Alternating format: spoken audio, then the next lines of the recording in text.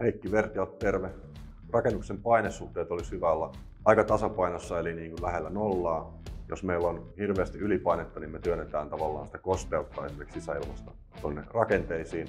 Ja sitten taas jos meillä on hirveästi liikaa niin alipainetta, niin me vedetään meidän sisäilmaan kaikki epäpuhtauksia ulkoa ja rakenteista ja alapohjasta.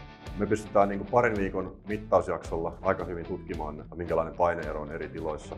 Uudiskohteessa rakennusvaiheessa yleensä sitä ei valitettavasti mitata, niin viimeistään sitten olisi hyvä tuossa esimerkiksi yksivuotistarkastuksen yhteydessä niin tehdä tällainen tutkimus. Ja toinen hyvä hetki on sitten esimerkiksi ilmanvaihdon nuohouksen tai säädön jälkeen, niin mitataan, että miten ne on muuttunut tai missä ne silloin siinä kohtaa kulkee painesuhteet. Ja sitten me pystytään samalla tutkimaan esimerkiksi ihan niin kuin lämpötila ja kosteusolosuhteet rakennuksessa. Jos on mitään kysyttävää, niin on rohkeasti yhteydessä meidän asiantuntijoihin, niin neuvotaan mielellään.